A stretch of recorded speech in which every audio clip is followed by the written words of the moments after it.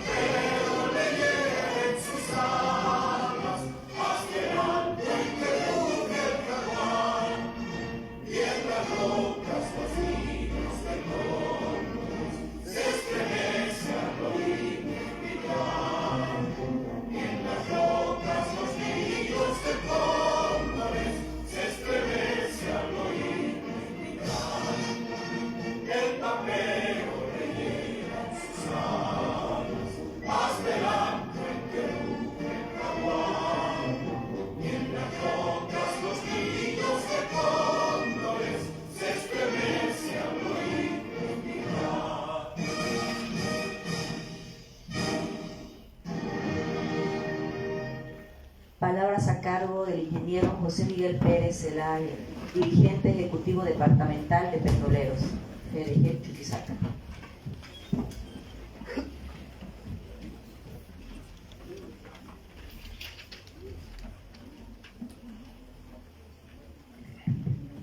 Muy buenos días, queridos compañeros, queridos profesionales.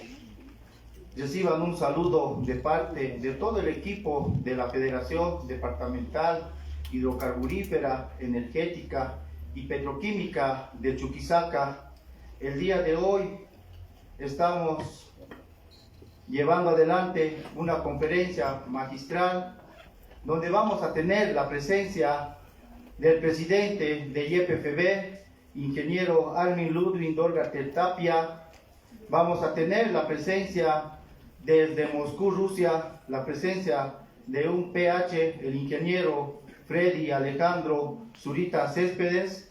También vamos a tener el honor de tener a un magíster, el ingeniero Alejandro Peredo.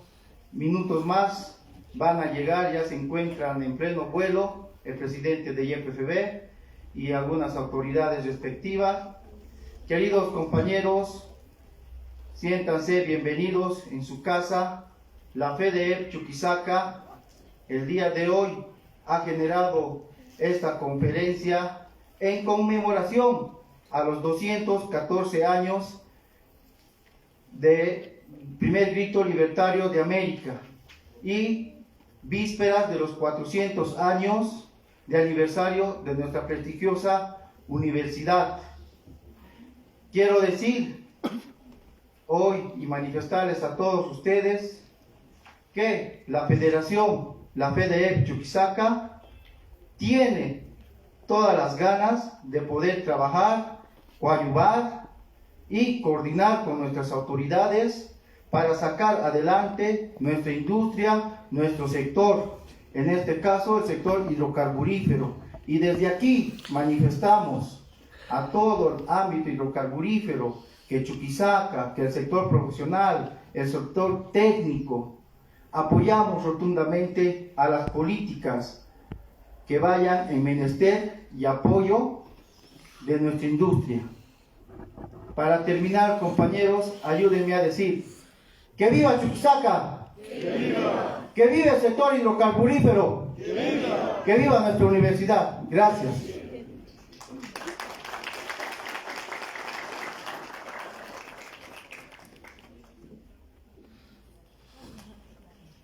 Le invitamos, por favor, al ingeniero Freddy Alejandro Zurita Céspedes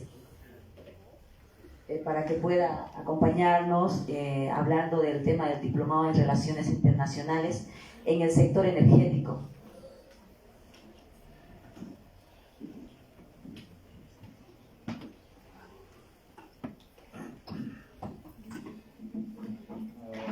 Gracias, estimado ingeniero Miguel, a todos los presentes que están aquí, profesionales, estudiantes.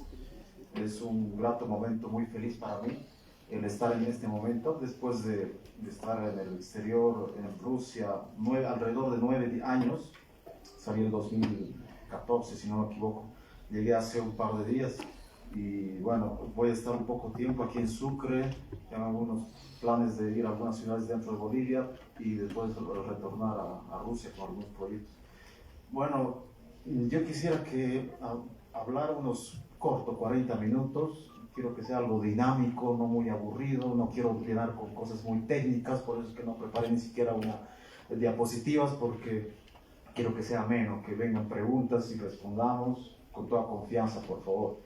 Lo que quiero más que todo es dar hincapié a lo que es la tecnología rusa, dar un poquito la experiencia y tomar los buenos ejemplos para tratar de aplicarlos en nuestra región, primeramente Chuquisaca.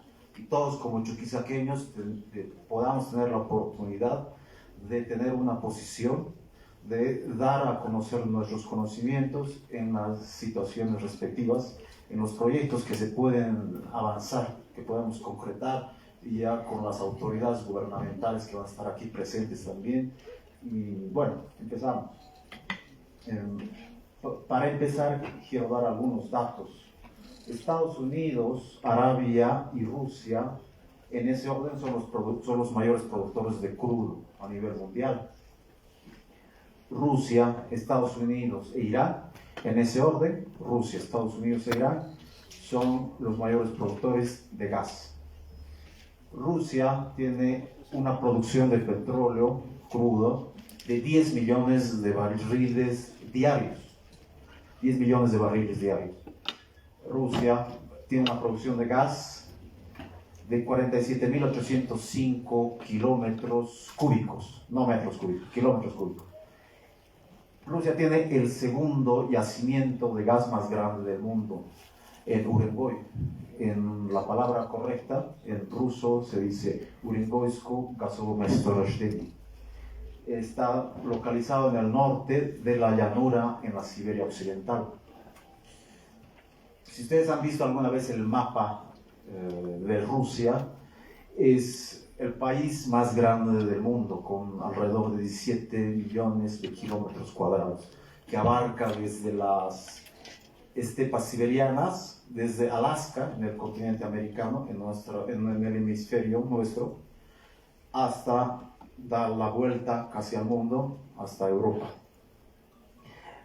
Este yacimiento de gas, el segundo más grande del mundo, como les decía, Urengoysko gasovo mestorojteni, está ubicado en la llanura siberiana. Tiene una producción de 260 millones de metros cúbicos y más de 5.000 toneladas de condensado y 825.000 toneladas de petróleo anual. Para tener un contexto, una idea de los datos que les brindo a ustedes, estimados, el primer yacimiento gasífero más grande del mundo se llama el South Park North Dome. Es un campo compartido entre Irán y Qatar. Ese es el primero y es el más importante.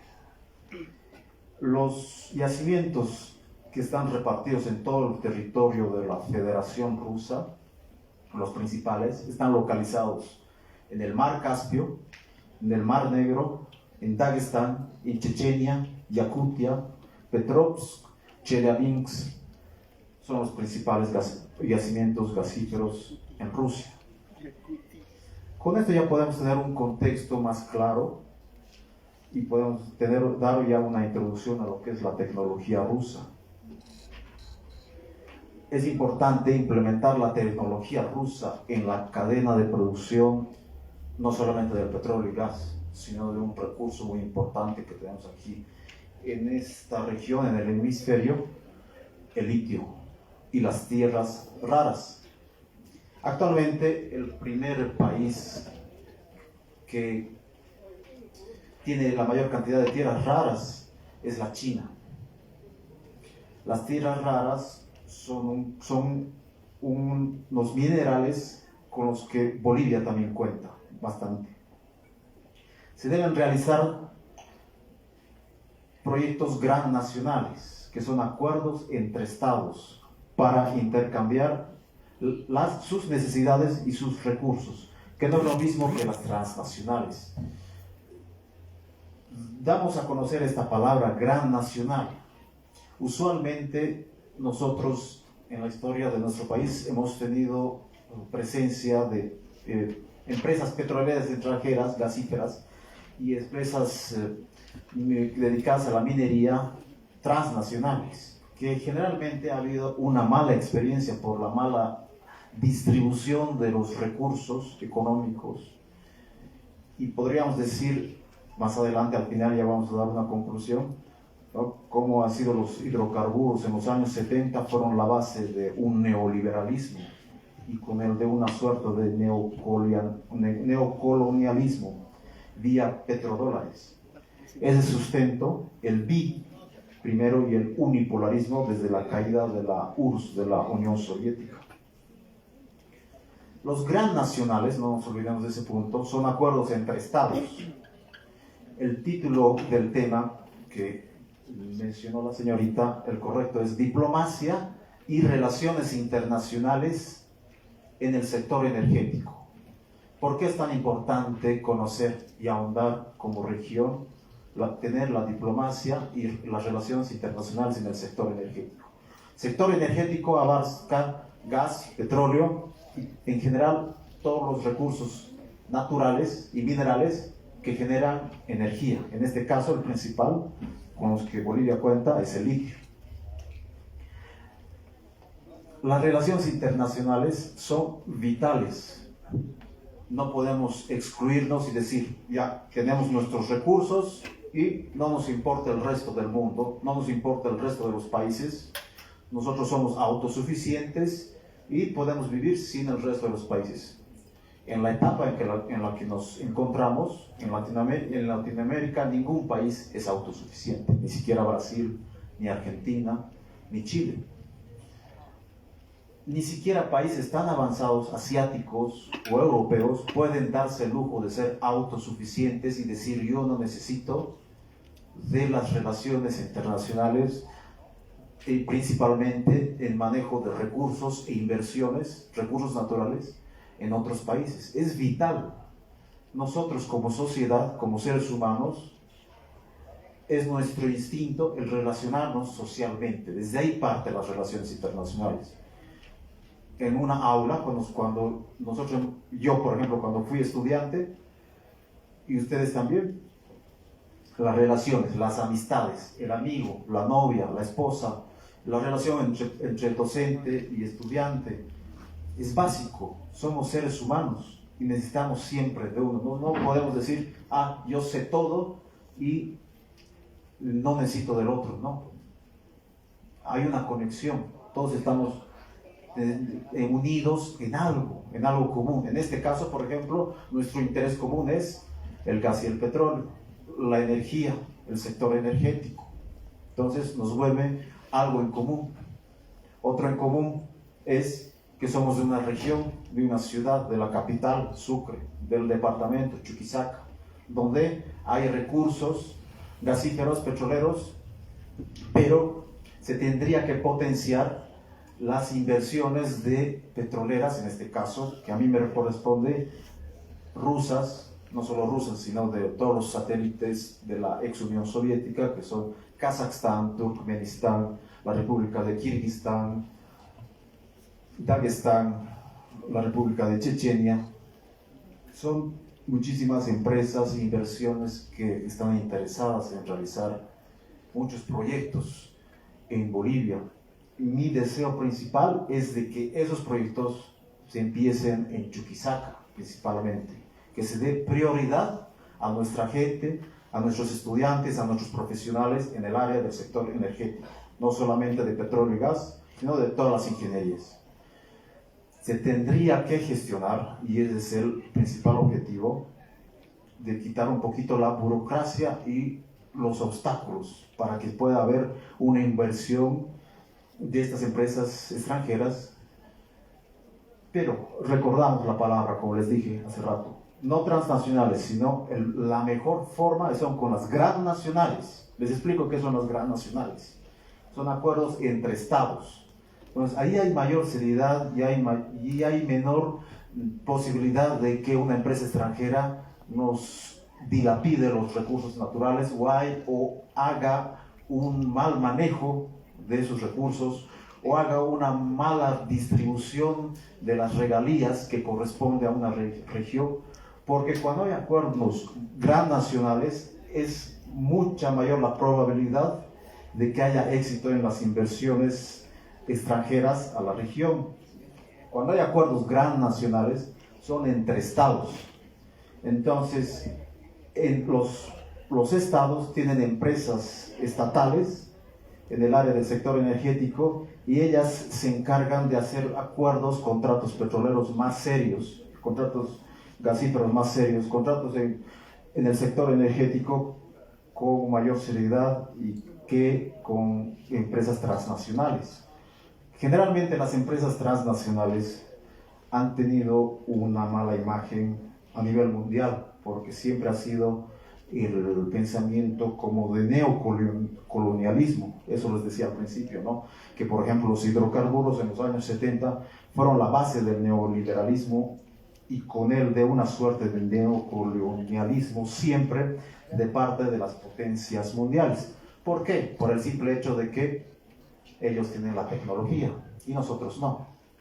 Entonces, eso sustentó el primero y el unipolarismo después de la caída de la Unión Soviética. Decimos porque estaban presentes Estados Unidos y Rusia, y después de la caída de la Unión Soviética, el año 91, el unipolarismo comandado por parte de Estados Unidos. Los recursos estratégicos son fundamentales para un despegue económico, pero al mismo tiempo deben ser tratados no solo como negocio, sino como un tema de seguridad nacional. En un contexto solo económico, la soberanía y el control del recurso es endeble. Las empresas pueden cambiar de dueño y con ellas la orientación y tipo de control de negocio. Y nos pasó toda la vida como región. Y no nos puede volver a pasar, por ejemplo, con el litio. Es por eso que es importante el hacer acuerdos nacionales y no transnacionales. Tercer punto, los convenios entre estados. Los convenios entre estados son de beneficio generalmente para nuestra región, porque son centros de investigación que son el know-how. En inglés es el saber cómo. Entonces, el know-how los conocen, los tienen la tecnología los países industrializados.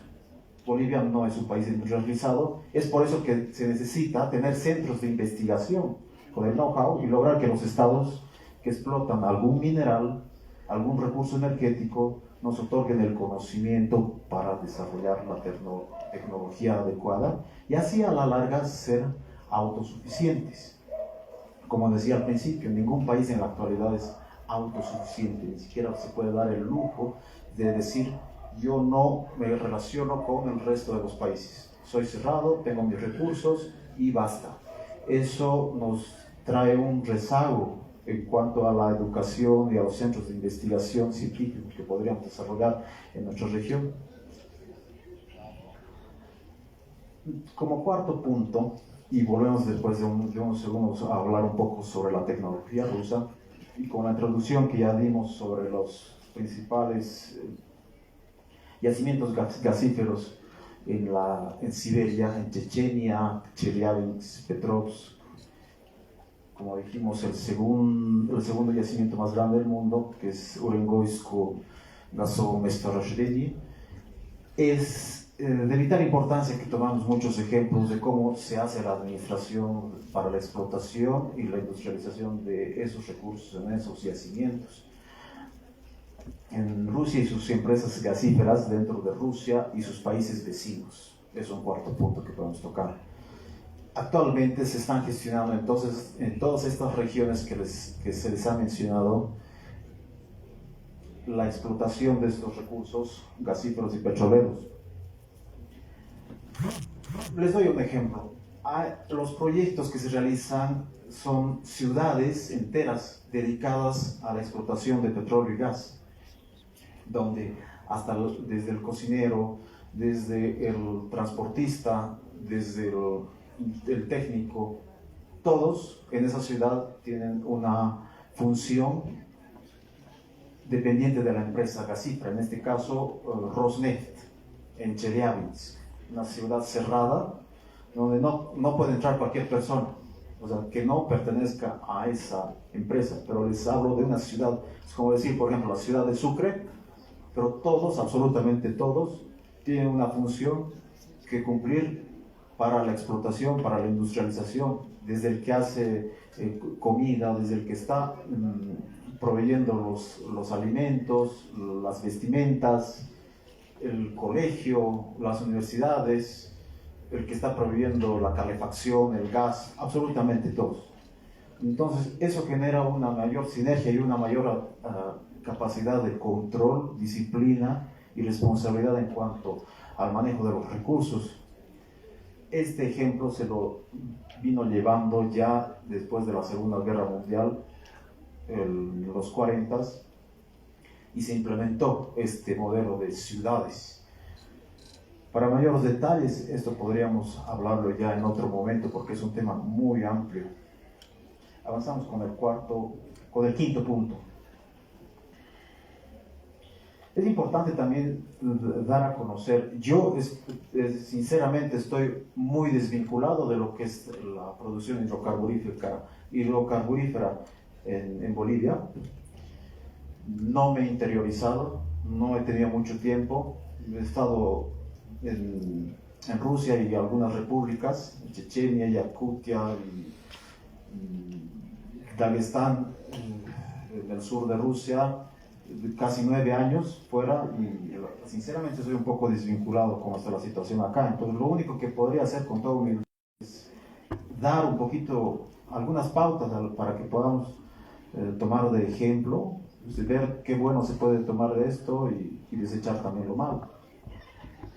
Ayer, por ejemplo, estaba conversando con algunos profesionales, era que el transporte de los hidrocarburos, me hicieron una sugerencia, ¿no? Sugerencia de realizar centros de almacenamiento para luego realizar la distribución a través de tuberías a destino y así abaratar costos. Generalmente, si no me equivoco, cuando se están haciendo las exportaciones a los países vecinos como Argentina y Brasil, ¿no? El gobierno gasta bastantes recursos económicos en ese transporte, muchísimo.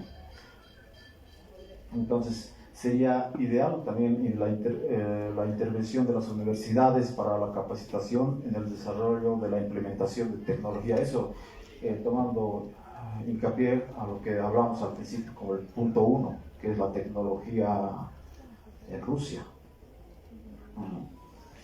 Implementar la tecnología rusa en la cadena de producción de litio, petróleo, gas y las tierras raras, que son recursos que principalmente China, como les decía, tanto de litio como de las tierras raras, si no me equivoco, están en el 6º lugar de productores en litio, y en tierras raras están como en el 4º, pero son los mayores consumidores.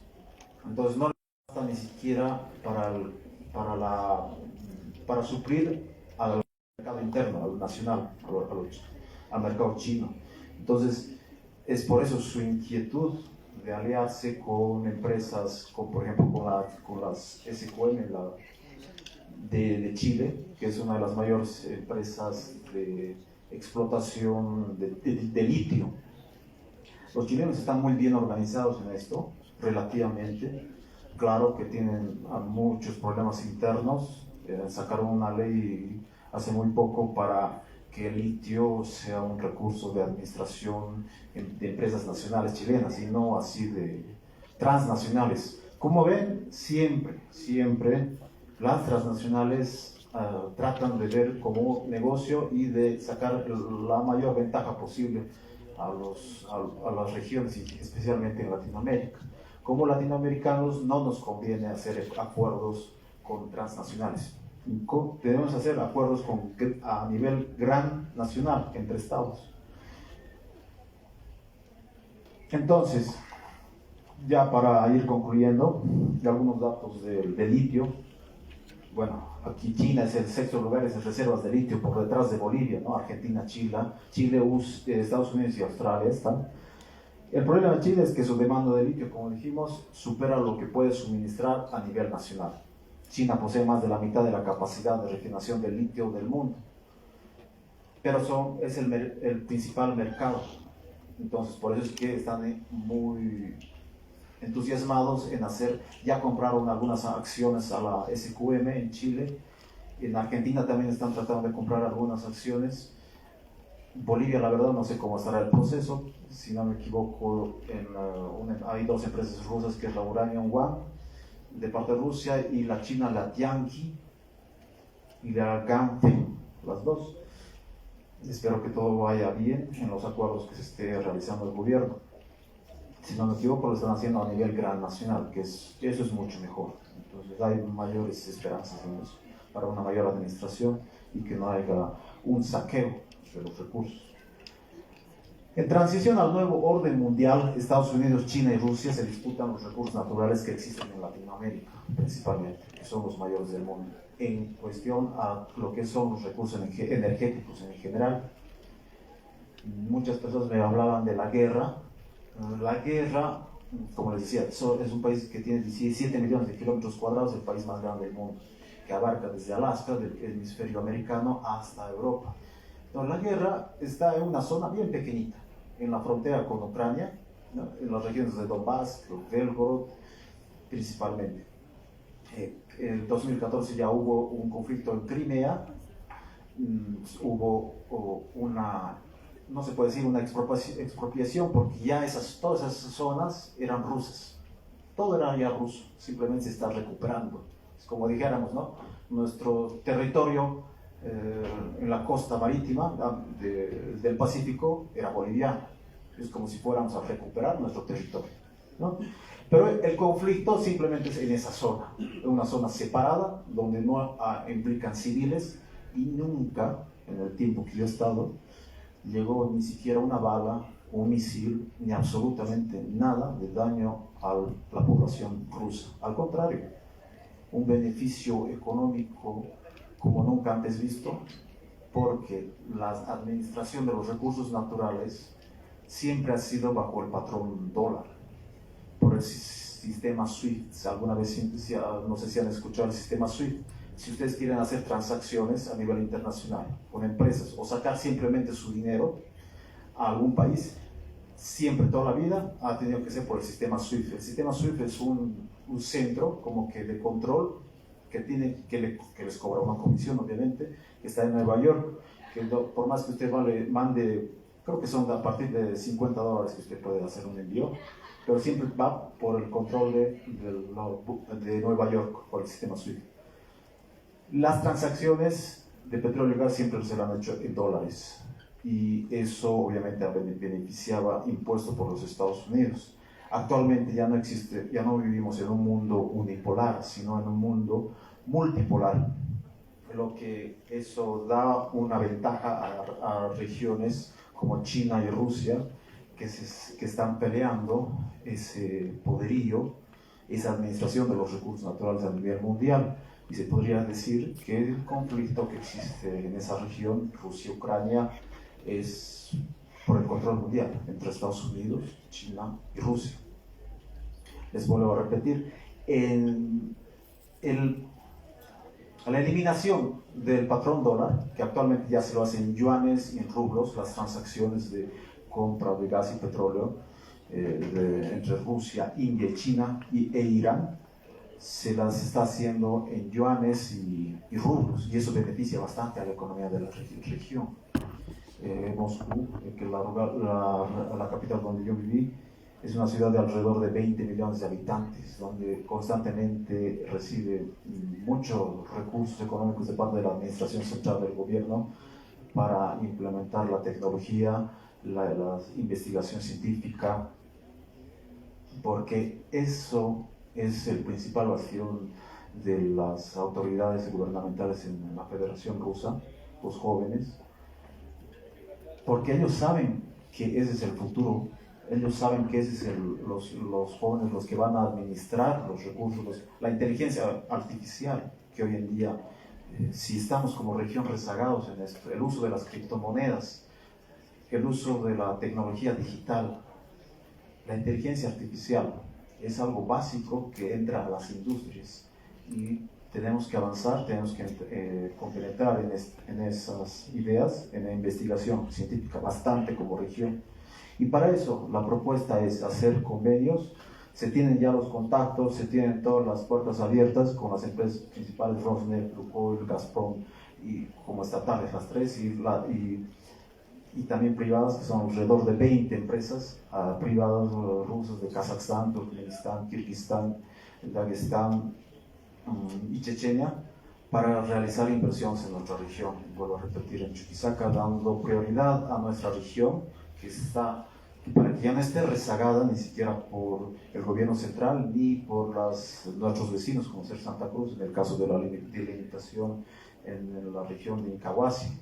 Entonces, sería ideal, en el tiempo que estemos aquí presentes, poder generar esas inversiones de parte de las empresas rusas, vuelvo a repetir, con acuerdos que convengan a nuestra región, realizando centros de investigación científicas, incluyendo a profesionales y estudiantes.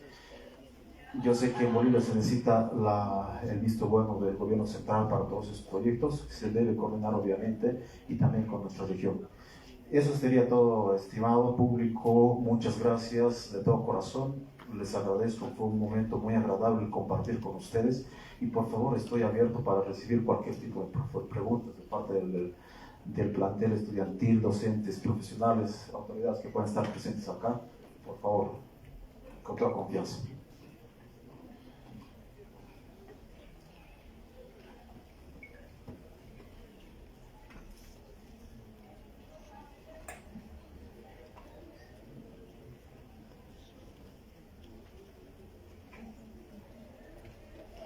Compañeros, es el momento de que puedan indagar, hacer preguntas correspondientes aquí al expositor. Vamos a hacer circular un micrófono móvil, por favor.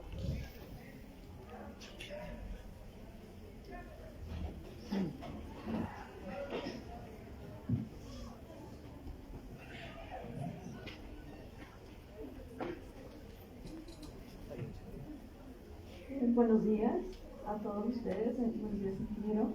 Quería consultarles si usted va a participar en el segundo Congreso de Hidrocarburos del Sur, que va a ser hoy, aquí en la Gobernación, y si va a dar propuestas sobre el guía y lo que usted nos ha practicado sobre Rusia. ¿A qué hora es, perdón? No lo conozco, pero sí, con Miguel voy a coordinar, claro, si hay la oportunidad, estamos presentes. Y con el ingeniero Reinaga, el secretario de Hidrocarburos, hubo ayer una reunión y hoy otra, en la tarde. Perfecto, si usted está presente también, entonces estamos juntos. Gracias.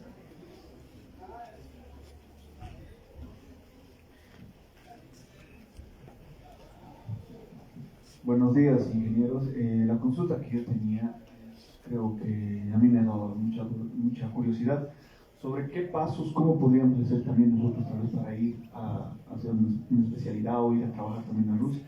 ¿Cuáles son los pasos que ha seguido usted? Hablarnos un poco sobre eso, ¿no? Claro que sí. Yo le voy a pasar algunos contactos. Es mucho mejor por las redes sociales, Instagram y demás, para tener una buena información fluida. Yo le paso toda la información para que usted pueda postularse a las becas, oportunidades, diplomados y especialidades que ustedes... Hay una lista de 160 especialidades en el área de hidrocarburos y usted puede plantearla, claro que sí. Lo que hablamos antes también con Miguel es que se tiene que dar prioridad tanto a estudiantes y a profesionales que tengan buenas notas, ¿no? que sean buenos alumnos principalmente.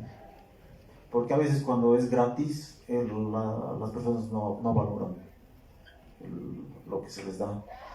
Y también a las personas que tienen bajos recursos, pero que son esforzados, que le quieren meter ganas, ¿no? De entrada yo le digo también que Rusia no es un país fácil, la educación es muy difícil, pero para los que se esfuerzan todo avanza poco a poco. ¿Sí? El idioma es complicado, pero es así, o sea, como hombres tenemos que ir a un modo guerra, ¿no? Tenemos que meterle ganas. Y yo le brindo toda la información, claro que sí. ¿Cuánto tiempo le ha tomado aprender el ruso? Около 10 лет назад я учил русский язык, но, дорогой, я надеюсь, что мы можем разговаривать на русский язык в другой момент, потому что сейчас испанский язык просто не разговариваю. Спасибо. Mira, alrededor de un año y medio primero solamente ruso, un año y medio. Me costó bastante, mucho. Yo al principio incluso quería ya volver acá, estaba aburrido, ¿no? El clima, siempre hay nieve, la cultura es diferente, uno extraña muchas cosas, ¿no? La comida, la familia, las amistades. Pero una vez que uno ya está encaminado en ese tren, ya solamente es estudio, responsabilidad, disciplina, no llegas 2 minutos tarde a la clase y ya no entras, ¿no? Estás fuera, perdiste el semestre incluso, porque es una falta de respeto a tu persona, no a las personas, a ti mismo. Pero uno así aprende sufriendo también. Buen día, ingeniero. Una pregunta, más bien una curiosidad respecto a las tecnologías que se utilizan allá en Rusia. No sé si podría decirnos algunas de las inteligencias artificiales tal vez que haya visto que se haya aplicado en algunos procesos específicos. Claro que sí. La inteligencia artificial es algo que no es ni el futuro, ya es la actualidad. Y los principales que están manejando esto, junto con las monedas digitales, las criptomonedas, son Estados Unidos, Rusia, China. Las computadoras cuánticas, los tienen solamente 4 países, Japón, cada uno tiene una computadora cuántica. Imagínense con las computadoras cuánticas, usted va a poder obtener todo, o sea, se van a facilitar, o sea, todo lo que vemos actualmente va a desaparecer, porque la computadora cuántica te va a poder resolver absolutamente todo. Y es un área en la que tenemos que ir actualizándonos, viendo. En YouTube hay información básica en esto, poco a poco. Yo, por ejemplo, desconocía lo que eran las criptomonedas, las monedas digitales. Esto es el futuro, o sea, va a haber un momento en que cada gobierno, acuérdese, todos los gobiernos le van a decir, tenemos nuestras monedas digitales, vengan con sus ahora ya ni siquiera se están usando ya mucho en el mundo ya los billetes, ¿no? Y todo es tarjeta, pero ni siquiera ya las tarjetas, sino le van a decir, venga, traiga su dinero, cámbielo, le vamos a dar monedas digitales. Pero claro, le van a dar menos. Por eso es que para no dejarse engañar hay que estudiar bastante esto de la inteligencia artificial, es básico. Recuerdo el presidente Putin en una intervención cuando él estaba yendo a un kinder, les dijo, el que maneje la inteligencia artificial va a poder manejar el mundo, o sea, va a ser el líder del mundo. Eso les dijo a los niños. Imagínense, es básico el interiorizarnos en esa área como región. Gracias. ¿Algún compañero más que tenga alguna duda que absorber? Buen día, ingeniero. Quería preguntarle referente a las energías limpias, energías verdes. ¿Qué es lo que piensa referente a eso? Si es como una amenaza o una oportunidad referente al petróleo, ya que se está viendo que, como antes, hace décadas anteriores, ya no es tan factible esta parte de la energía, porque también se está compitiendo con esto del impacto ambiental. Entonces, ¿qué es lo que piensa referente a todo ese tema? Es muy buena pregunta. Le voy a dar un contexto desde el punto de vista del conflicto bélico que está acaeciendo actualmente entre Ucrania y Rusia, que afecta a todo el mundo, pero principalmente a la Unión Europea. La Unión Europea tiene políticas de energía verde, pero son tan estrictas sus políticas de energía verde. Ellos quieren favorecer tanto al no utilizar el gas, el petróleo y el carbón, que son los principales recursos que dañan al medio ambiente, pero van en contra incluso de sus políticas económicas. Entonces, le doy un ejemplo. ellos se han puesto un límite hasta el 2030 de ya no usar carros, movilidades a base de combustibles, de gasolina o diésel. Entonces, a partir del 2030 ya tienen que ir bajando. Por ejemplo, ya salen camiones solamente con batería litio, no solo litio, sino hidrógeno. Tampoco tenemos que hacernos ilusiones de que tenemos el litio y ya la tenemos ganada en nuestro futuro como país, sino que existen otros recursos como ser el hidrógeno, y China actualmente y Rusia también están fabricando en sus centros de investigación otros, mediante otros elementos químicos, en la producción de energía limpia, de la producción de baterías, no solamente de litio. Yo podría dar un detalle respecto a esto. El gas y el petróleo en general no va a desaparecer el uso, porque la industria petroquímica a nivel mundial es básica para la producción de todo lo que vemos actualmente. Todo lo que usted ve aquí presente está a base de compuestos de la industria petroquímica. Y los grandes países industrializados no van a dejar de usar estos recursos. Como le dije, Rusia actualmente es el mayor productor de gas a nivel mundial y se disputa junto con Estados Unidos y Irán el segundo y tercer puesto. La energía verde limpia es un proceso que va a durar por lo menos 30, 40 años, pero va a depender mucho de las políticas y las propuestas que tomen las principales organizaciones internacionales como la OPEC y también de parte de los gobiernos. Muchas gracias. ¿Algún otro compañero que tenga una pregunta?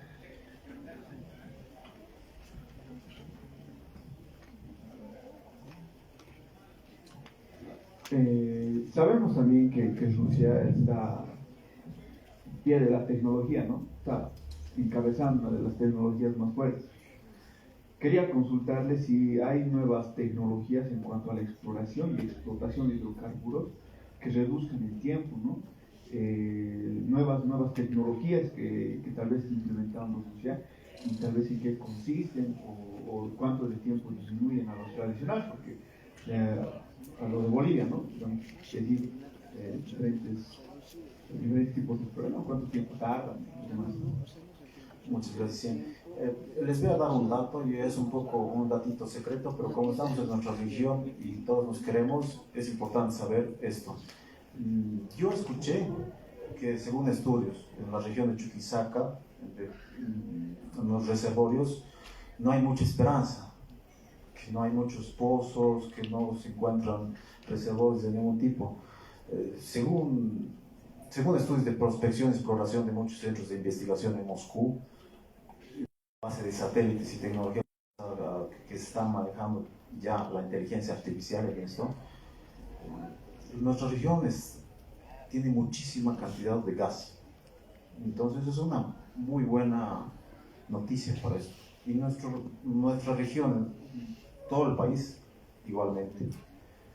Entonces, lo más importante es nosotros, por eso, que estemos en contacto con los centros de investigación de los principales institutos de investigación en el área petroquímica, química, el sector energético, y es por eso que es mi intención el que se hagan convenios con todo tipo de instituciones aquí en nuestra región y las universidades y los centros de investigación rusos, entonces, para que se generen becas, para que se generen capacitaciones a todo nivel.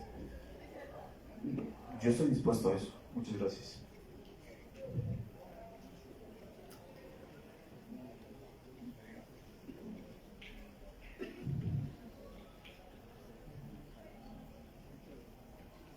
¿Algún otro compañero que desee preguntar o que tenga una duda?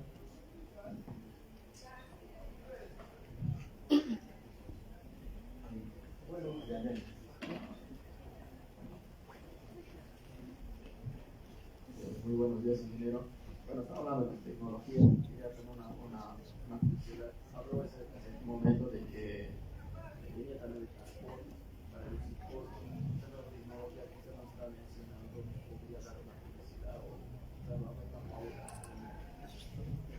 El mejor ejemplo, como le dije, yo sinceramente estoy un poco desvinculado de lo que es la producción y la situación actual de la administración de los hidrocarburos aquí en el país, pero sí de buena fe y con buen testimonio le puedo dar cómo está la situación, la administración del transporte de hidrocarburos, no solamente en Rusia, sino en Kazajstán, Turkmenistán, Chechenia, Kirguistán.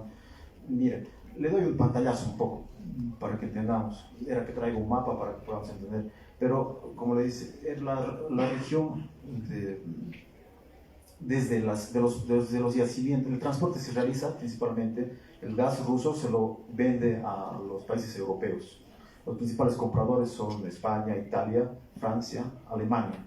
Alemania vive del gas ruso, no puede dejar de esto porque sabemos que Alemania es uno de los países mayores industrializados del mundo y tiene un montón de industrias de todo tipo y todas son en base a gas.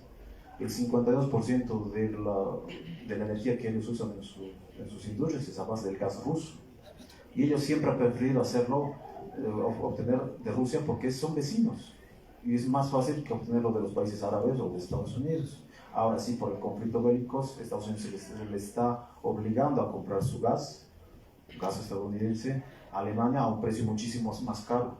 Imagínense el transporte, imagínense las distancias y el precio que es. Pero bueno, eso ya son políticas. En cuanto al transporte, se realiza desde la llanura, como decía, desde el yacimiento de Urengoysko Gasovo Mestorojnenie, que está ubicado en la llanura siberiana, pero son distancias tremendas, enormes. Entonces, como decir, desde la Patagonia Argentina hasta México, ¿no? Hacer ese transporte. Entonces, la distancia desde la Siberia hasta llegar a Alemania. Entonces, hay dos proyectos que se estaban manejando, que son el Nord Stream 1 y el Nord Stream 2, que se hicieron tuberías en la región báltica para llegar a Alemania. También el conflicto bélico en sí es un conflicto energético, por la disputa de los recursos en esa zona entre Estados Unidos y Rusia. Porque ese era el paso, el transporte para llevar el gas ruso a los países, a los 30 miembros de la Unión Europea, pero principalmente Alemania, Holanda, Bélgica, que son los mayores industrializados, y también España. Y Ucrania era el paso, era como la vía.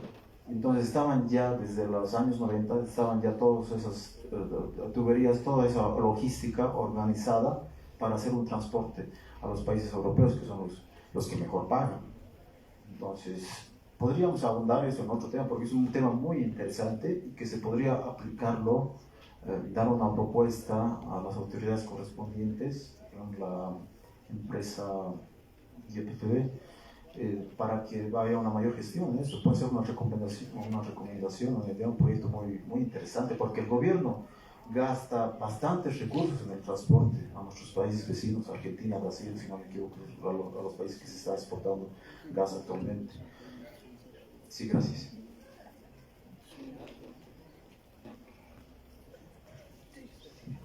Buenos días, ingeniero. Una consulta, más que todo el tema de la experiencia que usted tiene, que nos podría informar más o menos, tal vez un ejemplo de 1, 2, 3 empresas que podríamos revisar, tema de tecnologías que aplican, o podríamos tal vez ver el tema de qué requerimientos ven, qué capacitaciones ven los que postulan ahí en uno de los empleos, y cómo podríamos capacitarnos después, tema de diplomas, ese tema de su experiencia. Sí, claro que sí. Como le decía anteriormente, el principal obstáculo para nuestra región, para nosotros, es el idioma ruso. Entonces ese sería un requisito.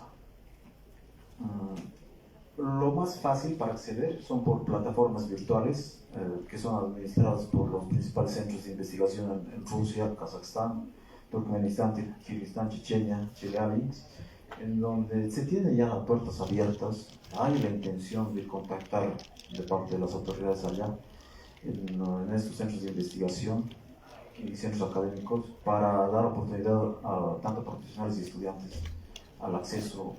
Primeramente se puede hacer por plataformas virtuales, yo aconsejaría eso. Entonces, si usted está de acuerdo, yo le brindo toda la información para que usted acceda a todo ese conocimiento y vaya estudiando, ¿no? Claro que sí.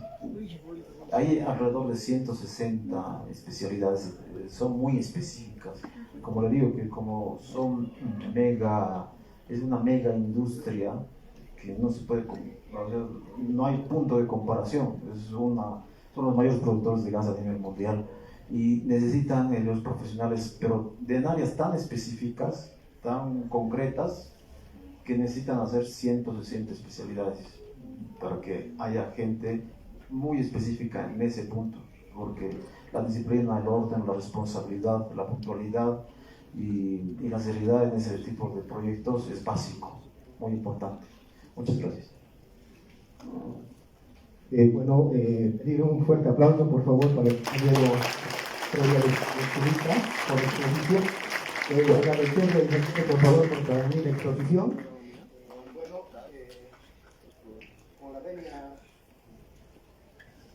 Bueno, vamos a continuar, ¿no?, con la venia de la Federación y del ingeniero, del dirigente de la FEDEF. Vamos a proceder, por favor, a invitar al ingeniero Víctor Gutiérrez para que pueda proceder a la rifa de unos canastones para que ustedes puedan llevarse. Por favor, ingeniero, le pedimos que pueda pasar a realizar el sorteo de dichos canastones.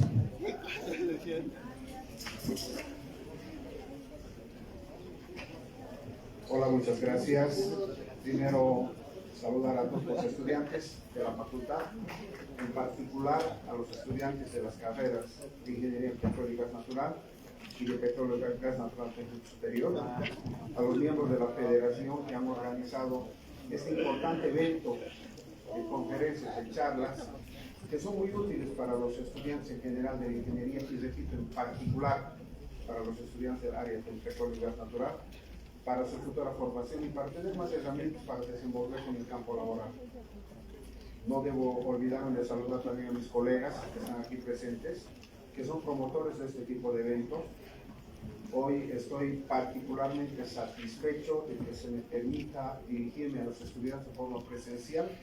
Hace como una hora, un poquito más, lo estuve haciendo de manera virtual en el webinar que lo organizaron los del Centro de Investigación Hidrocarburífera Dependiente de Yacimientos, y que también era importante, muy importante en el sentido de que los estudiantes conozcan todos los requisitos que se tienen que cumplir para obtener información para desarrollar sus trabajos de investigación.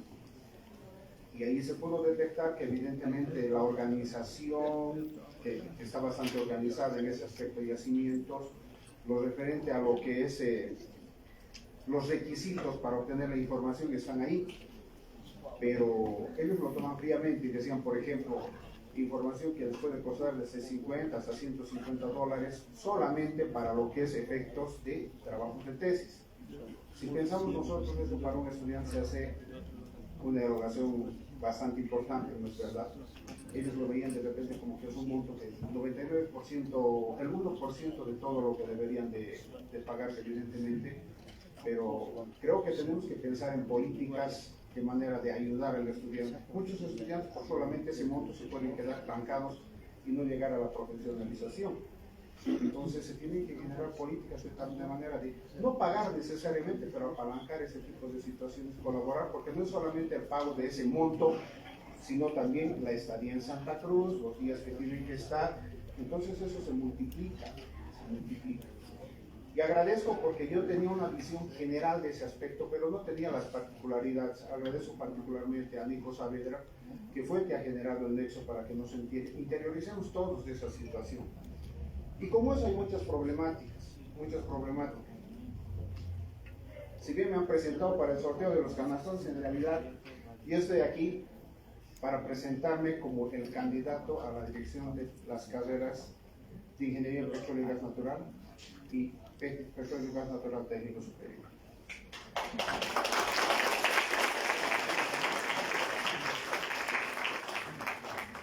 Estas dos actividades que se están realizando ahora son solo una muestra de lo que se puede hacer en una gestión de trabajo cuando hay el interés de trabajar de una autoridad. Mi compromiso anticipado es trabajar en conjunto con los docentes y con los estudiantes. Una persona no hace un mundo, las buenas intenciones tampoco. Tiene que haber equipo de trabajo. El equipo de trabajo se ha ido generando por la causalidad que yo llamo. No son casualidades. He estado reunido hace unas 3 semanas, ¿serán esto? Hace unas 3 semanas con prácticamente todos los docentes de la especialidad de las carreras. Faltaban 2 geólogos y un ingeniero petrolero. Y hemos hablado durante unas 8 o 9 horas, está aquí Néstor, solamente de las necesidades que puede tener la carrera. ¿Para qué? Para irlas priorizando, pero desde la perspectiva del docente. Es importante también escuchar desde la perspectiva del estudiante y estar en reuniones. He estado en reuniones con lineamiento nuevamente en base de la federación, a los que les agradezco, pero con la apertura para reunirme con todos. Esa necesidad que yo he detectado ahora en el webinar se tiene que cubrir, se tiene que apalancar, se tiene que mitigar para que el estudiante tenga opción a la profesionalización. Ahora en la mañana, al empezar, hablábamos con el decano sobre la nueva proyección que debe tener la ingeniería de petróleo y gas natural en el sentido de carrera. Abrir el abanico, de manera que el profesional tenga un espacio mayor para poder desenvolverse. Porque en la actualidad, en un país tercermundista como el nuestro, y como lo perfilaba Alejandro, ¿no?, al que también me alegra verlo, lo estoy viendo de bastantes años. Con Alejandro yo he estado en contacto durante muchos años, ha sido mi estudiante, hoy mi amigo, y con orgullo lo veo proyectarse profesionalmente en un mundo muy difícil como es el europeo, además de manera destacada. Y qué bonita sorpresa verlo aquí como expositor ante sus compañeros, porque evidentemente nosotros terminamos siendo compañeros con el tiempo, todos terminamos aprendiendo. Todos esos aspectos entonces generan que tiene que haber el arranque para cubrir esas necesidades. Mi proyecto es el servicio. Mi eslogan, el tiempo de cambio ha llegado y por la consolidación de las carreras, vamos adelante. Les decía, hablaba con el decano sobre la nueva proyección. El proyecto inicial, que ya lo tengo, el borrador, es ingeniería de petróleo y gas y energía. Y se tiene que ir canalizando de manera que tengan más opciones laborales y no se refiere solamente al trabajo con el petróleo y el gas. Espero su apoyo, no con el voto solamente, con el trabajo, con el trabajo. El voto es una parte circunstancial que nos llevaría a llegar a alcanzar la dirección. Al llegar a la dirección tenemos que consolidar nuestras carreras. Tenemos que hacer que se cimenten y que arranquen con mayor fuerza hacia adelante. Por diversos motivos ha habido un alargamiento en los últimos años. Ha bajado la matrícula, la pandemia, la situación coyuntural política, el no tener incluso una autoridad electa, porque cuando hay una autoridad electa, esta tiene que hacer gestión de su obligación. Y ustedes pueden cuestionar a la autoridad electa. Todos esos aspectos y muchos otros han generado esta situación que ahora tenemos que dar adelante. Tenemos que consolidar la titularización de nuestros docentes de especialidad. Es un aspecto muy importante. No hablamos antes porque esto ya sabíamos hace un mes, por respeto al proyecto de acreditación de la carrera de ingeniería industrial. Pero qué bonito hubiera sido que petróleo, que existe desde el 2004, arrancó en 2005, también esté en ese proceso. No es tarde, hemos demorado algunos años, les repito, por diferentes motivos, pero tenemos que arrancar para adelante.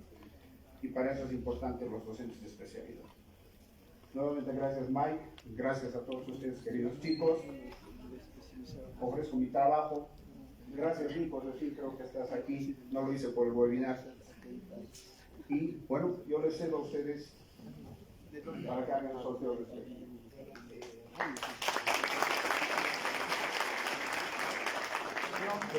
Vamos a proceder al sorteo me indica de 3 canastones. 3 canastones, aquí no por el candidato a la dirección de petróleo y gas, el ingeniero Víctor Hugo Gutiérrez. Ingeniero, le invito por favor a que saque las citas para poder ya comenzar con el sorteo, ¿no? Creo que vamos a ir a la modalidad de directo o por la... Ya, directo. Bueno, ingeniero, le invito a que usted saque para que pueda ya dictarse los ganadores. Bueno, primer canastón, 77 16 21.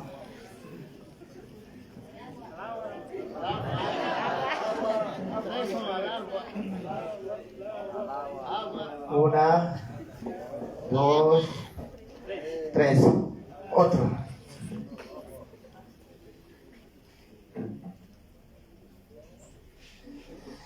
Bueno, el siguiente número es el 77 18 55. Creo que tampoco está.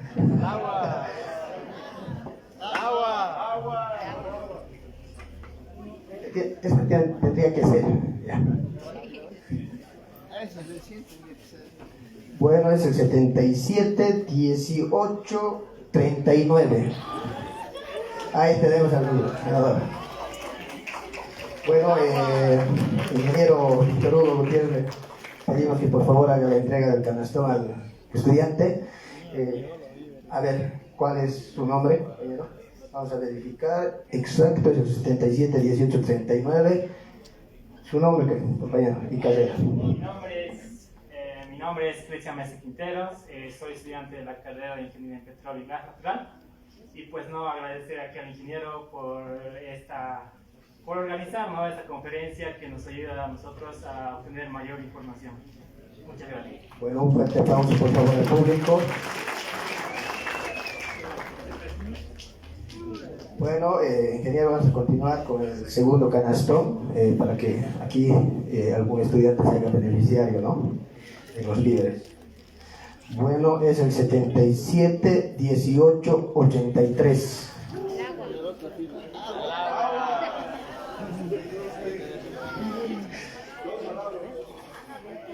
Creo que el compañero. Pase, por favor. Otra vez, 77 18 83. Queda por manera directa, creo. Pase, ingeniero. Vamos a verificar. Exacto, es el 77 18 83. Procedemos su nombre y la carrera, por favor. Yo soy de la carrera de Ingeniería Petrolera. Mi nombre es Miguel Ángel Zelaya González. Un fuerte aplauso, por favor.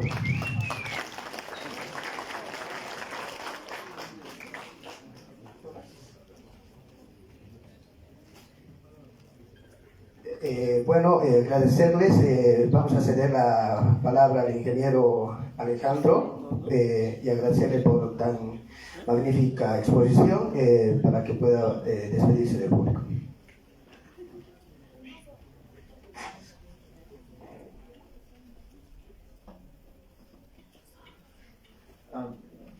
Bueno, quería agradecerle. Mi papá creo que se salió, pero igual estaba aquí todo el rato. Quería agradecerle a él. Quería agradecerle a él, a mi papá, por todo el apoyo que me ha brindado siempre. He estado como docente tantos años, he sido autoridad en la Facultad de Tecnología, en la universidad. Siempre me han brindado todo el apoyo. Y por eso mi mamá también está presente, agradecerle por todo el apoyo que siempre me ha dado a todos los estudiantes y profesionales que están presentes también, con el corazón abierto para todo lo que necesitan. Quiero un especial agradecimiento al ingeniero Víctor, que él ha sido mi profesor desde el colegio. Con él aprendió física, con él aprendió química. Y miren, ya soy geofísico. Y muchas gracias. Yo lo tengo en mi corazón siempre. Él es un excelente profesor, él es excelente docente. Y yo lo tengo mucha estima al ingeniero Víctor Hugo. Muchas gracias a todos.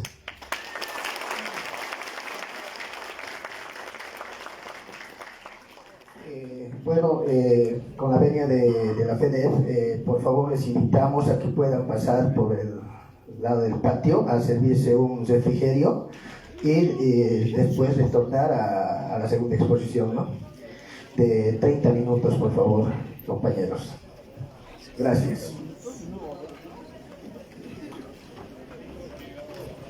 Y no se olviden que todavía falta sortear los canastones. Les invitamos a que pasen al servicio de refrigerio y después continuar con la exposición.